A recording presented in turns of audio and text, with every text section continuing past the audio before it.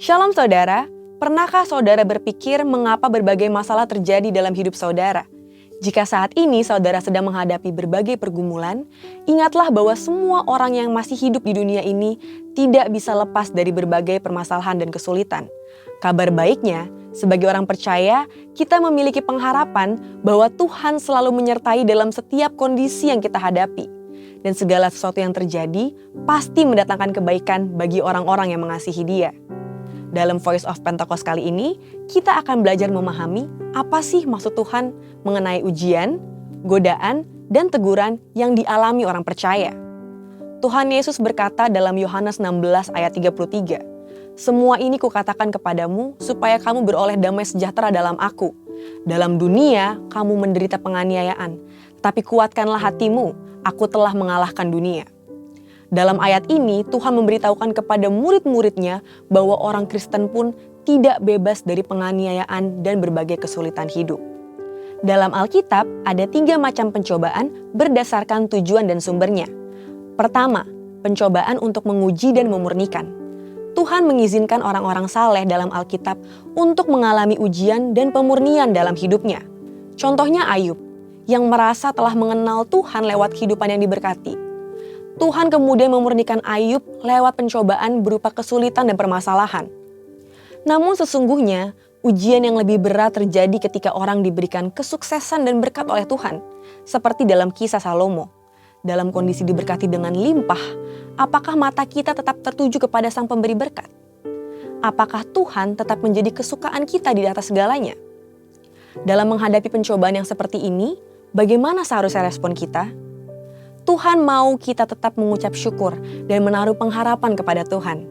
Ucapan syukur ini lahir dari hati yang melekat kepada Tuhan dan percaya bahwa pengharapan tidak mengecewakan.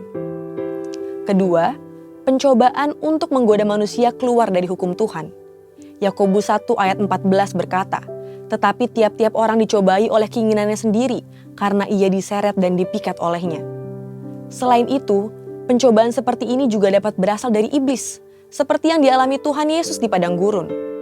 Saudara, ada hukum alam dan hukum ilahi yang Tuhan sudah berikan untuk kehidupan kita.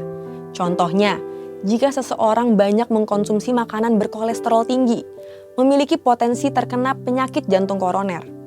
Jika seseorang tergiur ingin cepat kaya dan melakukan korupsi, maka akan tertangkap oleh KPK. Jika seseorang terpikat oleh investasi bodong karena dijanjikan keuntungan yang tidak masuk akal, maka akan mengalami kerugian. Apabila kita mengalami pencobaan seperti ini, kita harus meresponi dengan berbalik kepada Allah, lewat pertobatan dan kehidupan baru sebagai manusia rohani dan juga lawan dan perangi iblis yang mencoba mengambil keuntungan dari pencobaan ini. Sumber kemenangan kita adalah Yesus, yang tertulis dalam Ibrani 2 ayat 18. Karena ia sendiri telah menderita karena pencobaan, maka ia dapat menolong mereka yang dicobai.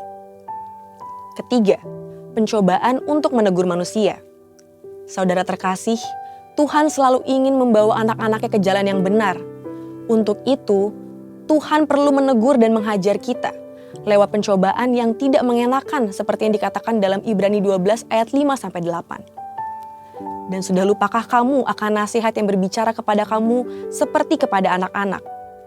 Hai anakku, janganlah anggap enteng didikan Tuhan dan janganlah putus asa apabila engkau diperingatkannya. Karena Tuhan menghajar orang yang dikasihinya dan ia menyesah orang yang diakuinya sebagai anak. Jika kamu harus menanggung ganjaran, Allah memperlakukan kamu seperti anak. Di manakah terdapat anak yang tidak dihajar oleh ayahnya? Jika kamu harus menanggung ganjaran, Allah memperlakukan kamu seperti anak. Di manakah terdapat anak yang tidak dihajar oleh ayahnya? Tapi jikalau kamu bebas dari ganjaran yang harus diderita oleh setiap orang, maka kamu bukanlah anak, tetapi anak-anak gampang.